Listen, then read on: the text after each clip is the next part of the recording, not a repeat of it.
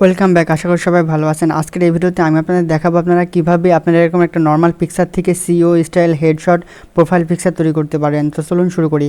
তো আপনাকে এটা তৈরি করার জন্য প্রথমে চলে আসতে হবে এই ওয়েবসাইটটা। এই ওয়েবসাইটের লিঙ্কটা আমি ভিডিও ডেসক্রিপশন অথবা কমেন্টে দিয়ে দিব। এই ওয়েবসাইটটার নাম হচ্ছে উইক্স। তো আপনারা যদি এখানে আপনারা যেটা করবেন, প্রথমে এখানে দেখতে পাচ্ছেন যে সাবজেক্টের এখানে আপনার নর্মাল ছবি দিয়ে দিবেন।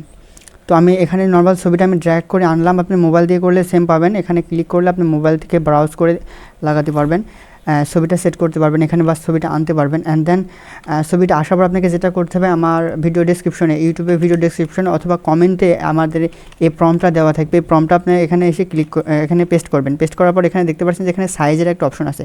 এই সাইজ থেকে আপনারা স্কোয়ার ক্লিক করে দেবেন। 1:1 ক্লিক করার পর আপনারা যদি এখানে জেনারেটে ক্লিক করেন, এখানে জেনারেটে ক্লিক করার পর আপনার থেকে কিছু সময় নেবে।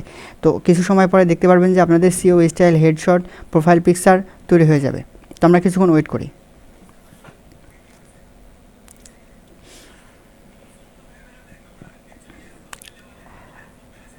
তো দেখতে পাচ্ছেন যে আমাদের সুন্দর সুন্দর ছবি তৈরি হয়ে গেছে হেডশট স্টাইলার, এবং 100% আমার ছবির সাথে আমার যে রিয়েল পিকচার ছিল সেই পিকচারের সাথে দুইটা পিকচারের মিল রয়েছে। আপনারা যদি আবার ক্লিক করেন তাহলে আবার জেনারেট হবে। তো দেখতে পাচ্ছেন যে কতটুকু মিল রয়েছে আপনার ক্যারেক্টারের বা আপনার ফেসের, এবং এই ছবিগুলো কিন্তু অনেক সুন্দর লাগছে। এই পিকচারগুলো প্রোফাইল পিকচার হিসেবে সেট করলে আপনার প্রোফাইলটা অনেক সুন্দর দেখাবে।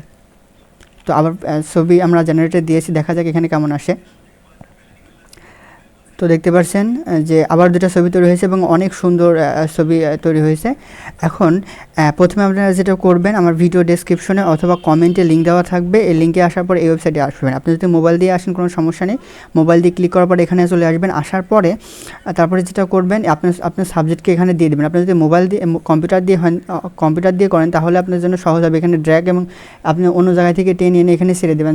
যেমন মনে করেন যে এই যে আমার কাছে এই পিকচারটা ধরেন আছে, আমি এভাবে এখানে ছেড়ে দিলাম, তাহলে কম্পিউটার দিয়ে হয়ে যাচ্ছে। হ্যাঁ, আবার এই যে এভাবে ড্র্যাগ করে আনলে ছেড়ে দিলে এখানে হয়ে যাচ্ছে। কিন্তু আপনি যদি মোবাইল দিয়ে করেন তাহলে তো আপনি এভাবে আনতে পারবেন না। তাহলে আপনাকে যেটা করা লাগবে আমি আপনাকে বলে দিই।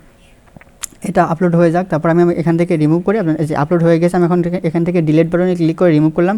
করার পর দেখতে পাচ্ছেন যে আপলোড ইমেজ। আমি যদি এখানে ক্লিক করি, করার পর অ্যাগ্রি দেওয়ার পর দেখতে পাচ্ছেন যে আমাদের হচ্ছে ব্রাউজারটা ওপেন হয়ে গেছে। তো আপনার মোবাইলের ব্রাউজারটা এভাবে ওপেন হয়ে যাবেন। দেন আপনি তখন কী করবেন, আপনার পিকচারটা যেখানে আপনার ফেসটা সুন্দরভাবে বোঝা যাচ্ছে সেই ইমেজটা এখানে আপলোড দেবেন। দেওয়ার পরে এখানে আপনি ইমেজটা দিবেন, দেন জেনারেটে ক্লিক করবেন। অবশ্যই এই সাইজটা নির্ধারণ করবেন। দেন এখানে জেনারেটে ক্লিক করলে আপনার এরকম সুন্দর প্রোফাইল আপলোড দেওয়ার জন্য পিকচার তৈরি হয়ে যাবে।